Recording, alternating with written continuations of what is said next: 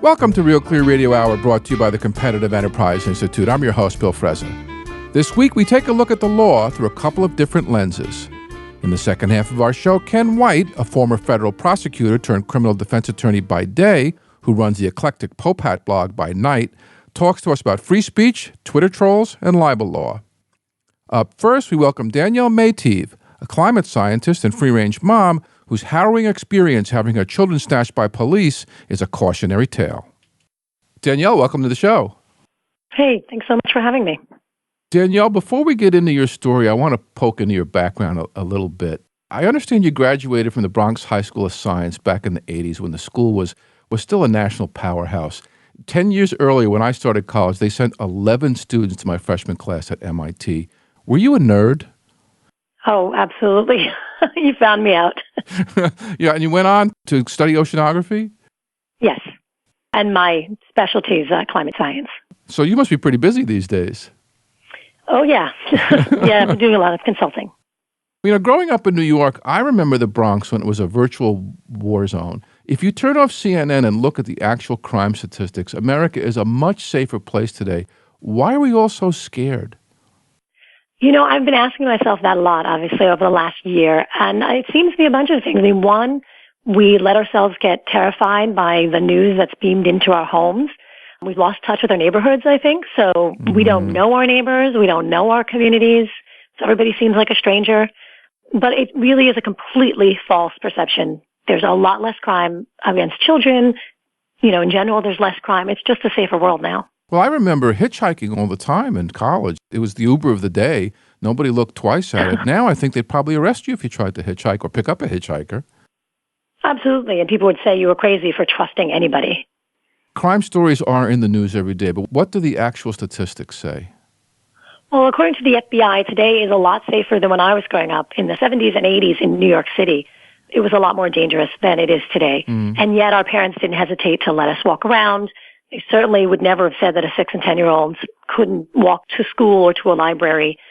And also the idea that somehow everybody is a sexual predator and your children are going to get snatched off the street is just not true.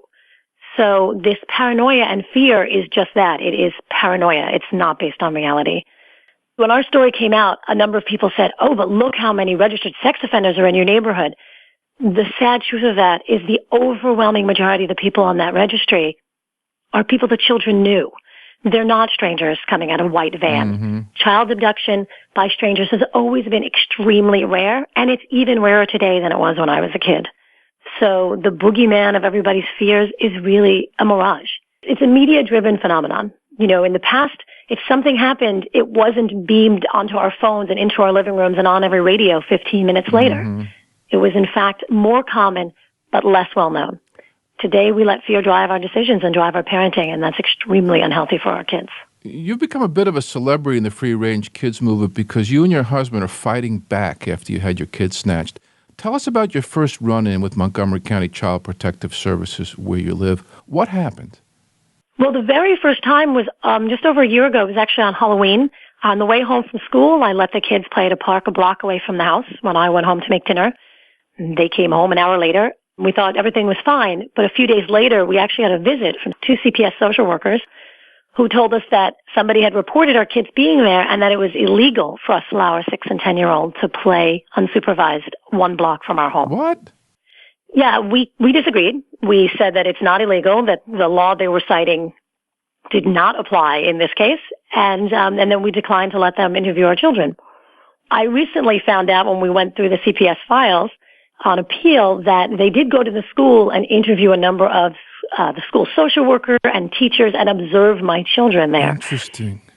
That was the first time. That was back in November. So they sent government officials to spy on your children in school based on the report of a neighbor who saw them outside playing? Exactly. 1 block from my house on a beautiful afternoon. What happened the second time you had a run-in with them?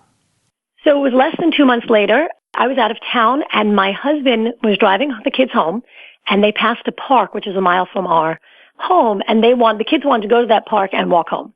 And they know our neighborhood, and we had been practicing and walking around together. So this is the first time that they had been at that park alone, and they were very excited to try it. So we dropped them off, And they only made it halfway home before the police picked them up. And the police said that someone had called 911 and reported 2 children alone. Good Lord. They brought them home. Without telling my husband anything, they demanded identification. The police demanded identification at the front door and would not release the children until he provided it. In fact, when he went inside to get his ID, he was followed inside by 3 police officers. And he said, "You don't have any right to come into my house without a warrant." "Yes, we do." So they came inside. They said there was some comment, shots could be fired. Terrified my son, who ran inside and called me saying, "Mommy, the police are here and I think Daddy's going to be arrested." Oh, good Lord. Yes, it was really frightening. And then thankfully he wasn't arrested, although by the time it was all wrapped up, there were 5 officers here for one guy standing on his porch in a T-shirt. There's an appropriate use of public money. Yeah. Then 2 hours later, somebody from CPS showed up with a temporary safety plan that she said that my husband had to sign it, promising that the children would be supervised at all times until CPS could follow up. My husband refused to sign. He said, "I want my lawyer to see this. I want my wife to see it." And she said, "If you don't sign this, we're going to take your children away right now." And then she called the police. They have the power to do that? Well, that's what's really terrifying, is that CPS exists in this weird legal gray area, and they have an unbelievable amount of power without any evidence. Now, let me back up a little bit. Your oldest is 10? Well, now he's 11. When I was 11, I was out in the woods with hatchets and matches with the Boy Scouts, almost completely unsupervised. Things have certainly changed.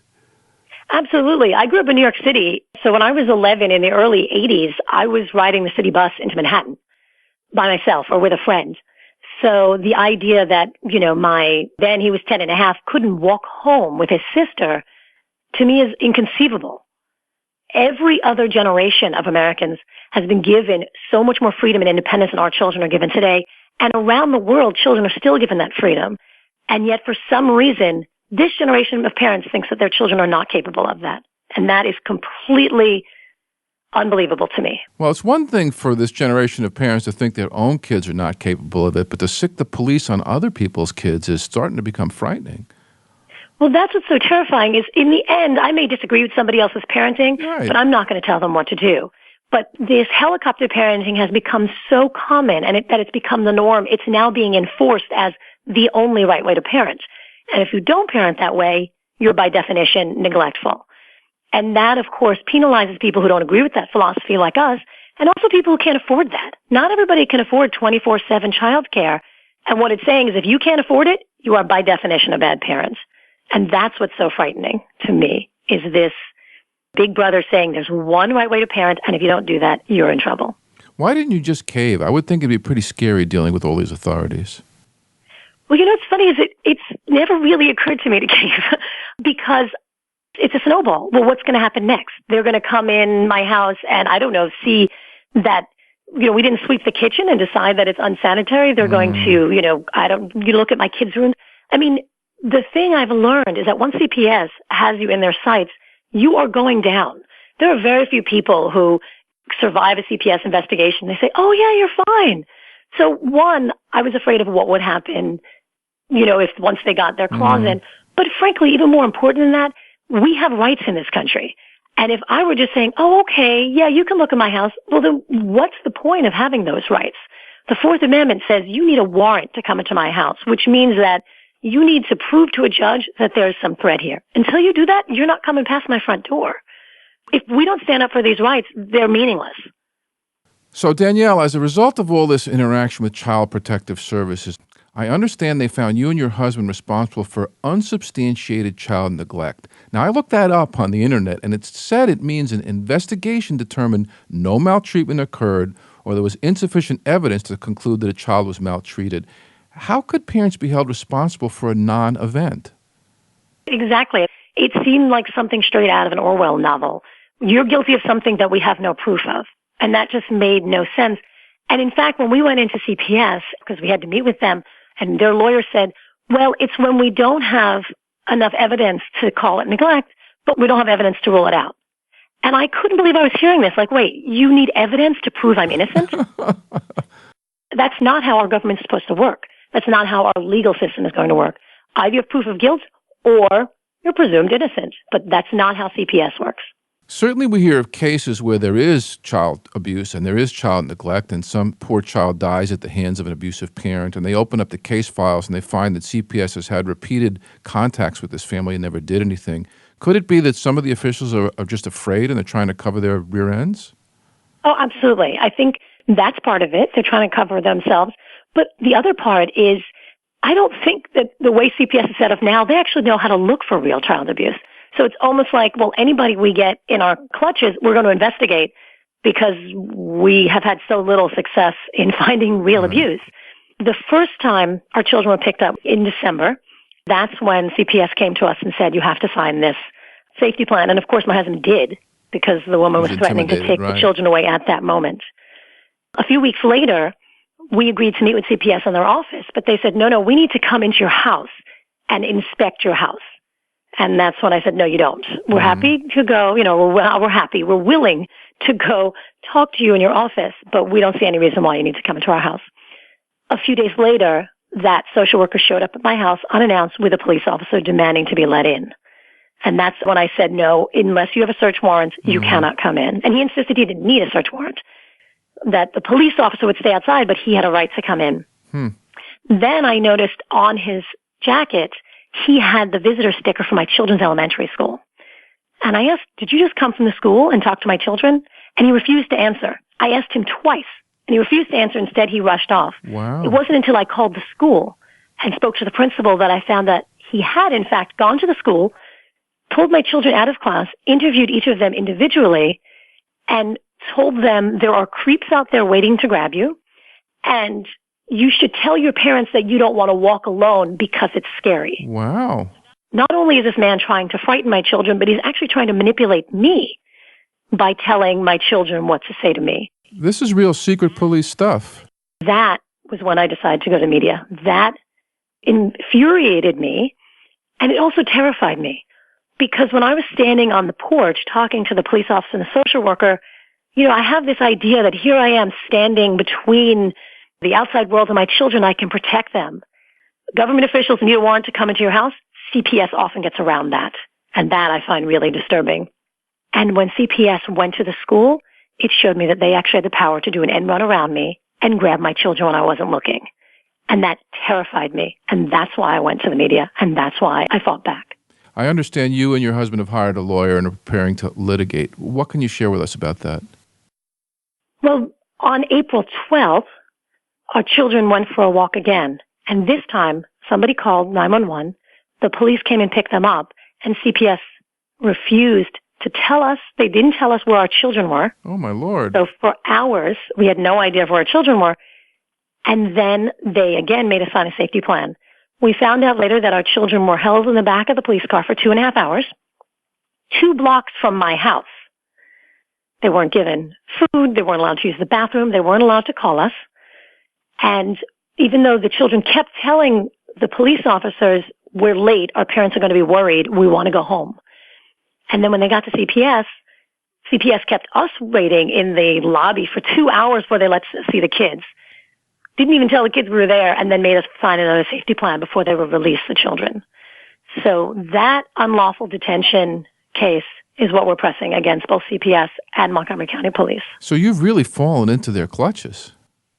It's unbelievable. And it was very clear, especially the second time, that this was done to punish us, that they literally took our children, terrified and traumatized a 10-year-old and a 6-year-old in order to get back at their parents. And that kind of power and abuse of power just can't be allowed. I've been reading up on this, and a lot of people have become interested in the case. This is one of the wonderful things about the web. It's pretty clear that they're going to have to settle. And when they do, can you promise us not to agree to a confidentiality clause so we can all find out how this was resolved? When we do settle, I will be happy to share with the public what happened and why, because we are pursuing this case to see justice done and to make sure that other parents in Maryland and hopefully beyond don't suffer what we went through. I will not let them hush it up, because we stood up not only for our rights, but for the rights of other American parents. And we want our situation and our case to help make a difference. Well, I follow Lenora Skenazy on Twitter, and more of these stories are starting to show up from around the country. Are you starting to see a wider movement behind the free range parenting idea? I think so, and I'm really happy to see it. Sadly, I don't think we're seeing more cases because it's more common. It's always been this common. But the good news is that we're seeing more cases because people are realizing it's not okay. And they're realizing that by speaking up for their rights, we can actually stop this movement towards more government intrusion in our lives. Well, it's a scary thing for some people to stand up to authority because they don't know where the line is. It is terrifying. And in fact, when we first started doing this and there was all this media attention, I asked my kids, how do they feel about it? How do they feel about being in public and everybody talking about them on TV? And my son said, Mommy, we have to do this. We have to stand up, not only for our family, but for other families. And he said, we're like that woman who wouldn't give up her seat on the bus. We're like the Rosa Parks of families. The kid said that. My son said that. Wow. And I thought, if he's going to compare us to this, great civil rights icon, we can't back down. This is a really important fight. And honestly, one of the good things that came out of it is that my children understand that the Constitution is not just a piece of paper or something you learn about in school, that we have rights in this country and we can stand up for them. Well, I understand your husband grew up in Russia, so he knows what happens when you don't. That's exactly right. And in fact, when they picked up the kids in April, I was shocked. And he said, you're naive because you don't understand how cruel bureaucracies can be. And I found it really sad that my husband, who grew up in the Soviet Union, was comparing his experience to the experience we were having in the United States. And we just can't let that happen. We have to fight back against that kind of intrusion and tyranny. When you look at the broader cultural trends, and of course, the helicopter parents that dominate today's child raising, do you see a connection between that and the generation of crybaby college kids we've raised who are running around demanding safe spaces anytime someone hurts their feelings? Absolutely. First, we tell children the world's a terribly scary place, that they can't be trusted to handle it, and that's why mommy and daddy are going to hold their hand all the time. And then we're surprised when their feelings are hurt and they can't distinguish between somebody offending them and somebody actually threatening them. They can't distinguish between words and actions. I mean, don't get me wrong. You can be offended when somebody says something. I'm not advocating, horrible hate speech, but we have a First Amendment for a reason. People don't have the right to not be offended. It's more the whole phenomenon of kids getting to college and then not knowing how to handle life.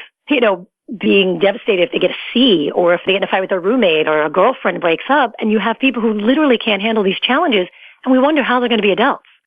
We're saying that 18-year-olds, here we need to hold their hands through college or hold their hands to the first job, and yet at 18 they can go to the military. You're telling me they're not adults?